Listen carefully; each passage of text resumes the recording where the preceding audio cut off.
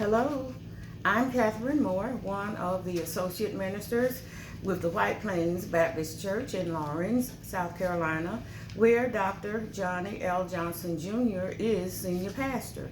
Welcome, and thank you for joining me in studying the Sunday School lesson for September 5th, 2021. Our studies are from the Urban Ministry Sunday School lesson materials.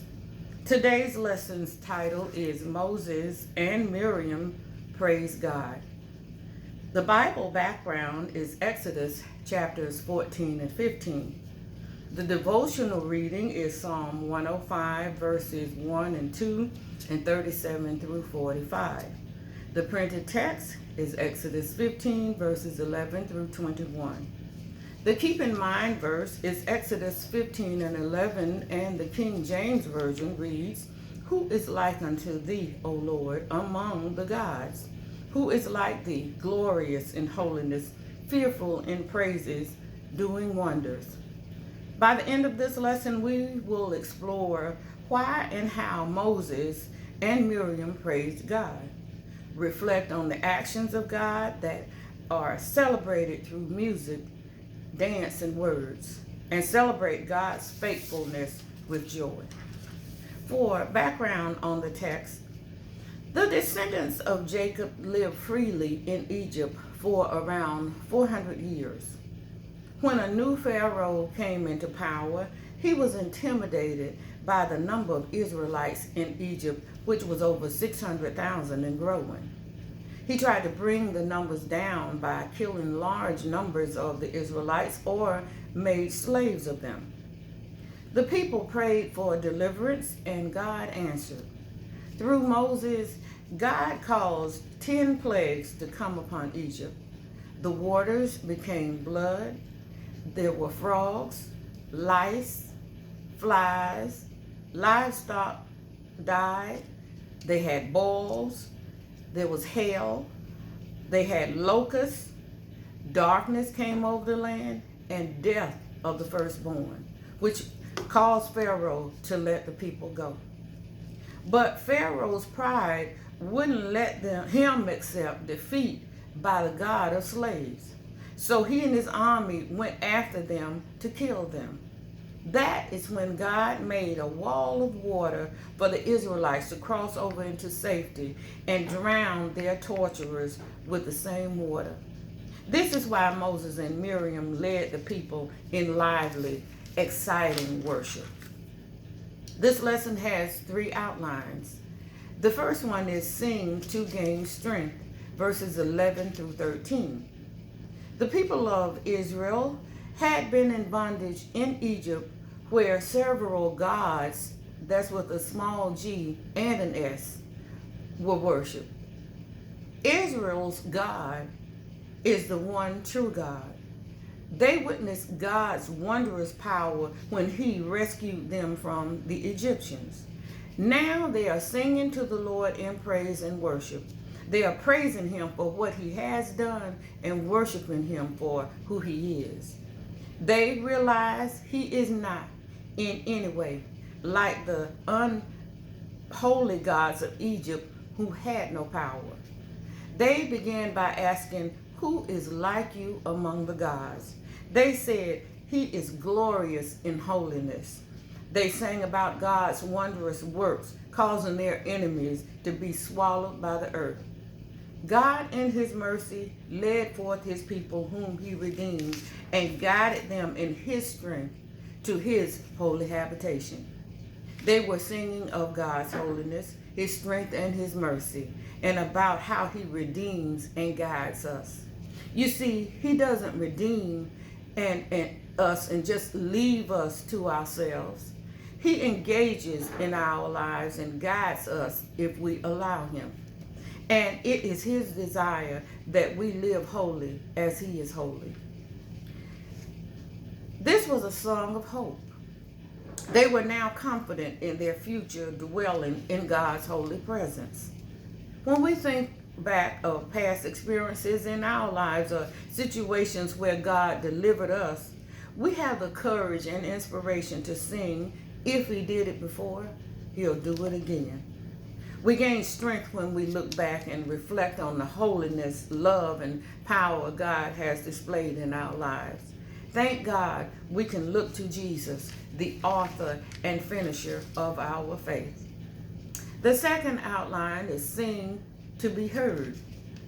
The people that these newly redeemed, newly delivered Israelites would encounter on their journey would definitely hear about the Red Sea miracle.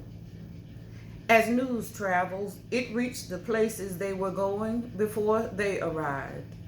The Israelites sang about how the people would hear and be afraid. They sang sorrow would take over Palestine. The aristocrats and leaders of Edom shall be terrified. Even the mighty men of Moab shall tremble, and all the inhabitants of Canaan shall melt away. Now, we must understand the people of Israel didn't have weapons of warfare. They had no military training. They weren't even traveling on horses or in chariots. They were walking. So the question is asked, what would make all those people so afraid? Those people had heard about the Red Sea dividing, how Pharaoh and his army were drowned, and the Israelites came through on dry land. No, it was not any so-called power of the Israelites. The people were afraid of the power of God. And he is the same God today that he was back then. And he is the same forever. Their trust in God made them confident that they would overcome any difficulties that came their way. This definitely applies to us as children of God. We have been redeemed and delivered also, and we can be confident that we can overcome adversity. We, like the Israelites, don't have to worry about our enemies. God has promised that if we are obedient to him, that he will be an enemy to our enemies and will oppose those who oppose us. Yes, the Red Sea song was a testimony of the power of God so that he will be worshiped. The third outline is sing to remember God's goodness, verses 19 through 21. These verses again sing about Pharaoh and his army, his horses and chariots, and all being devoured by the waters of the sea, while the children of Israel walked on dry land in the midst of the sea. Not only did God hold the waters up on both sides for them, he caused the bed of the sea to become dry when they walked through. God did a supernatural phenomenon for them. The sea and the land are usually not associated. That lets us know when we are his, he will cause us to come through some situations that others don't make it through. They had every reason to celebrate, and we have every reason to celebrate. Moses' sister Miriam, who was a prophetess, is remembered for watching over Moses when his mother placed him in a basket and put him in the Nile River so that he would not be killed according to Pharaoh's decree to kill all male babies. Pharaoh's daughter found Moses, the baby, and wanted to keep him. Miriam asked Pharaoh's daughter if she could get their mom, Jehoshaphat, so that she could nurse him. Ultimately, Jehoshaphat was able to raise Moses and teach him about his true heritage. Now, Moses is leading the people to the promised land, and Miriam is still with him. I'm sure she looked back and remembered how far God had brought Moses and herself, as well as all the people of Israel. Miriam was also a musician and a dancer, and she took a tambourine and led all the women in song of praise, and they danced of how God had triumphed gloriously, singing, the horse and his rider hath been thrown into the sea. When we remember the mighty acts of God and how he delivered us from Satan's bondage through his son Jesus, we can't help but celebrate, dancing and singing songs of praise and worship to God. That's why we sing, "Why should I feel discouraged? Why should the shadows come? Why should my heart be lonely and long for heaven and home? When Jesus is my portion, a constant friend is he. His eye is on the sparrow, and I know he watches me." Now, that second verse is often overlooked. It says, "Let not your heart be troubled. His tender words I hear. And resting on his goodness I lose my doubt and fear. Though by the path he leadeth, but one step I may see. His eye is on the sparrow, and I know he watches me."